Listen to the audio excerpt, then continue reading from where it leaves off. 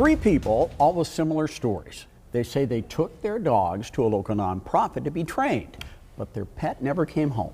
KCCI Scott Carpenter has been investigating this organization for nearly a year. He spoke with all three owners trying to get their loyal companions back. I started looking into this dog Harrison and his disappearance in December of 2020. His owners, the Essery family of Altoona, went on vacation and left him with a trainer from Paws in Effect, which is a nonprofit organization in Beaverdale that trains dogs to become service animals. And when the Esserys got back, Harrison wasn't with the trainer from Paws in Effect that was supposed to be caring for him. As I've continued to track that case for nearly a year now, I found out other people who went to Paws in Effect are going through similar things. It's a big loss for her and for our family, because he was part of our family too. Amber Essery says her daughter depended on Harrison to help her cope with anxiety and depression. She says those struggles have gotten worse without the dog by her daughter's side. Essery says Paws in Effect claimed Harrison was overweight, and that's why they took him.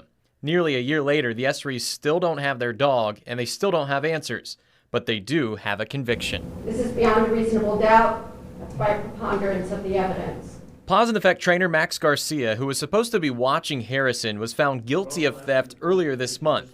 Garcia testified that in December of last year, his boss, Executive Director Nicole Shoemate, instructed him to leave his house with the doors unlocked so someone could take the dog. When you left the home that day after contacting Nicole, was it your understanding that the animal was going to be returned to Miss Essery? I don't know of any further plans. In Polk County Court, state attorneys pointed to an Iowa law allowing organizations to take back dogs they believe are in immediate danger.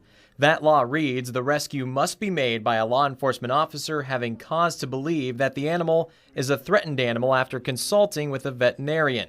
Garcia testified that he didn't know about that law when Paws in Effect took Harrison over concerns about his weight. A Polk County judge said that claim is not credible and defies common sense. The other issue, Paws in Effect doesn't have legal ownership of Harrison. Documents presented in court show Paws in Effect is not mentioned on the adoption papers. So nowhere in there is Paws in Effect mentioned as a party to the adoption of Harrison? Correct. In the judge's written guilty verdict against Max Garcia for theft of the dog, she states the court rejects the defendant's attempt to cloak vigilantism with his and Paws in Effect's unsubstantiated and uncredible claims of concern for Harrison's welfare. Garcia was sentenced to 5 days in jail and an $855 fine. I do believe that they have affected a lot of people in a negative way, and they probably should not continue to run their business. As the Esserys have battled Paws in Effect, other Iowans have stepped forward with similar stories. We were all in the same training class. And again, we don't have a dog right now, any of the three of us. In a civil hearing last week, Garcia testified that they have removed 3 dogs over the past year. Months after Harrison was taken, Kayana Topp says Paws in Effect took Kashi away, claiming the dog was overweight and never gave her back. Ready? Army veteran Trevor Van Dyke says Paws in Effect told him Crumbles, a dog he was in a long-term placement with, had back issues. In June of 2020, the organization posted on Facebook that after evaluating Crumbles' suitability to continue as a service dog, they decided to let him retire as a pet dog before placing him. From that time, Crumbles was able to stay with Van Dyke. Van Dyke says that in August of 2020, he trusted a Paws in Effect employee to care for Crumbles while he was out of town, and when he came back, Crumbles was gone. He helped with my PTSD, my anxiety, my depression, my mood swings, my everything, helping me get out into public. He was my guy. I asked Executive Director Nicole Shoemate for the vet records of all 3 dogs. She never got back to me. These 3 say their lives have changed for the worse without the dogs they've trusted to help them with life's daily tasks.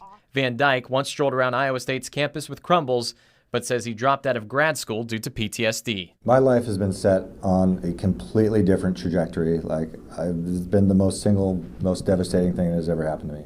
Topp says the loss of Kashi was nearly deadly. They took a dog away from me that was set up to save my life.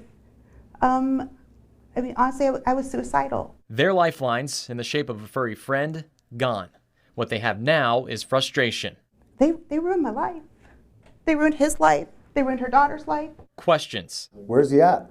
What happened? What really happened? What's the truth? What's going on? And concerns about what Paws in Effect is doing with the dogs they once had as loyal companions. This organization has devastated the lives of several different people. More than us. As for the 3 dogs and where they are now, a Facebook post from Paws in Effect in March claims Crumbles died. Ashley Anderson of Paws in Effect testified that Kashi is in Iowa with a Paws in Effect board member, but we still don't know where Harrison is, and the organization won't tell the Esseries. Max Garcia has appealed his theft ruling in sentencing.